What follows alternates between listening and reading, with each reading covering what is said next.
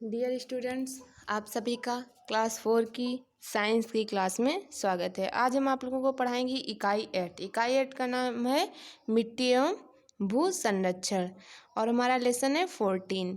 Lesson का नाम है मिट्टी की प्रकृति यानी nature of soil. Soil means होता है मिट्टी, नेचर मीन्स प्रकृति की मिट्टी यानी मिट्टी की प्रकृति। सॉरी, लिखा है प्रारंभ में पृथ्वी एक आग का गोला थी। ठंडी होने पर इसके ऊपर की गर्म चट्टानों पर वर्षा का जल पड़ने से यह टूटकर महीन कंकड़ों में बट गई। करोड़ों वर्ष तक यह प्रक्रिया चलने के पश्चात चट्टानें टूटकर मिट्टी या महीन रेत के रूप में बदल गईं। पृथ्वी की सबसे ऊपरी सतह को मिट्टी कहते हैं। मिट्टी पौधों को पैदा करने तथा उनकी वृद्धि के लिए आवश्यक है। पृथ्वी पर पेड़ पौधे आदि नष्ट होकर उसके अवशेषों के मिट्टी में मिल जाने से मिट्टी उपजाऊ बन गई। सड़े गले पौधों तथा जंतुओं के शरीर मिट्टी में मिलकर ह्यूमस नामक पदार्थ उत्पन्न करते हैं। इससे मिट्टी उपजाऊ बनती है। मिट्टी के प्रकार। मिट्टियाँ विभिन्न प्रकार की होती हैं। मिट्टी के कणों के आधार पर मिट्टी 4 प्रकार की होती है।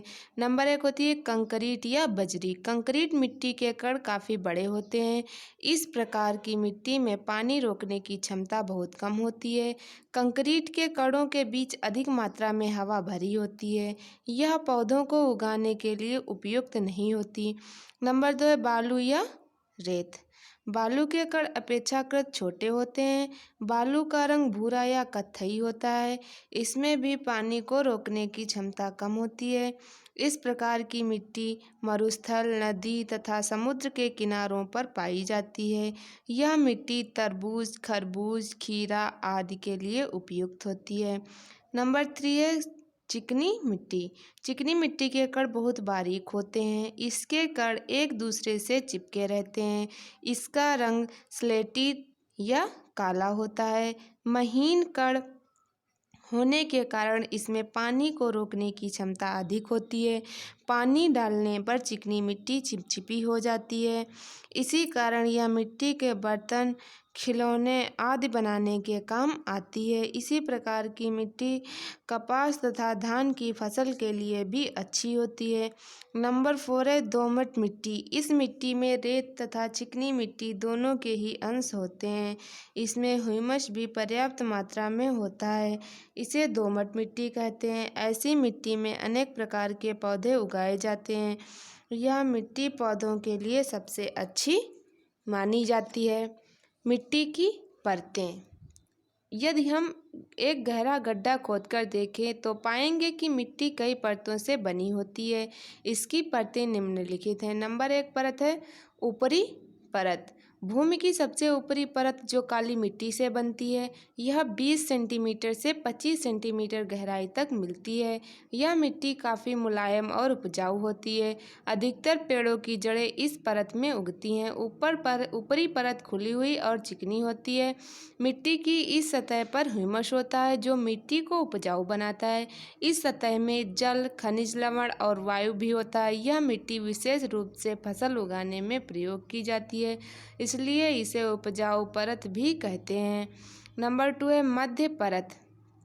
ऊपरी परत के नीचे मध्य परत होती है। इसे अवमृदा कहते हैं। यह परत ऊपरी परत की अपेक्षा मोटी तथा कठोर होती है।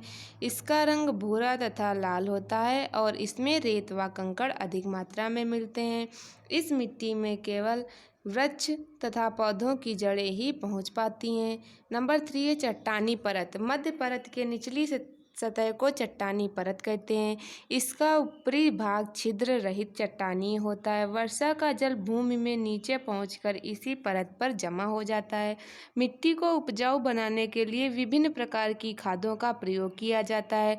इनमें गोबर की खाद, कंपोस्ट खाद, खली की खाद, केंचुओं द्वारा बनाई गई वर्मी कंपोस्ट खाद, जिसे प्राकृतिक खाद भी कहते हैं, मुख्य रूप से शामिल हैं।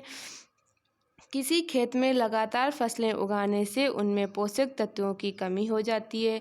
इन पोषक तत्वों की पूर्ति जब गोबर खाद, कंपोस्ट खाद आदि द्वारा नहीं हो पाती है, तब इन पोषक तत्वों की पूर्ति के लिए रासायनिक खादों का प्रयोग किया जाता है। इन खादों में पौधों के लिए आवश्यक पोषक तत्व मजबूत होते हैं। ये खादें रसायनों के प्रयोग से बड़े बड़े कारखानों में तैयार की जाती हैं, जैसे नाइट्रोजन, यूरिया खाद आदि। फिर है मिट्टी में जीवन। अनेक प्रकार के सूक्ष्म जीवाणु मिट्टी के अंदर पाए जाते हैं। बहुत प्रकार के जंतु भी मिट्टी में रहते हैं, जैसे सांप, बिच्छू इत्यादि। ये जंतु मिट्टी में से ही अपना भोजन पाते हैं। इन जंतुओं के शरीर से जो मल बाहर आता है वो मिट्टी को और उपजाऊ बनाता है। इन सब में केचुआ सबसे महत्वपूर्ण है। यह मिट्टी में सुरंग बनाता है और मिट्टी को पोली भी करता है। यह मिट्टी की ऊपरी और दूसरी परत को मिलाता है, इससे मिट्टी उपजाऊ बन जाती है। इसी कारण केचुए को किसान का मित्र कहा जाता है। इसका मल भी मिट्टी को उपजाऊ बनाता है। विभिन्न फसलें विभिन्न प्रकार की मिट्टियों में उगती हैं। कुछ फसलें गर्मियों में होती हैं तो कुछ जाड़ों में उगती हैं। फिर फसल चक्र। वर्ष दर वर्ष खेतों में एक जैसी फसल नहीं उगाते।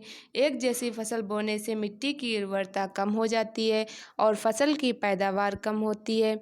इसे रोकने के लिए एक बार दालें बोते हैं तो दूसरी बार गेहूँ बोते हैं। ऐसा मिट्टी की उर्वरा शक्ति बनाए रखने के लिए किया जाता है। इसे फसल चक्र कहते हैं।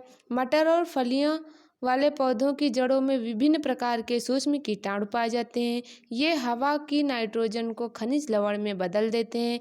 इस प्रकार मिट्टी दोबारा से खनिज लवण प्राप्त कर लेती है। फसल चक्र के द्वारा मिट्टी को उपजाऊ बनाया जाता है। फसलों की सुरक्षा। फसलें हमारे लिए बहुत लाभदायक हैं। इन्हीं से हम खाना, कपड़े, जंतुओं के लिए चारा और भी बहुत सी आवश्यक वस्तुएं पाते हैं। इसी कारण हमें भी इनकी सुरक्षा करनी चाहिए। फिर नंबर 1 है, जैसे नंबर 1 जंतुओं से फसल की सुरक्षा। बहुत से जंतु जैसे चिड़िया, चूहे, बंदर इत्यादि फसल के फल और बीज खा जाते हैं। इन्हें फसलों से दूरी रखना चाहिए। नंबर 2 है कीटों से फसल की सुरक्षा।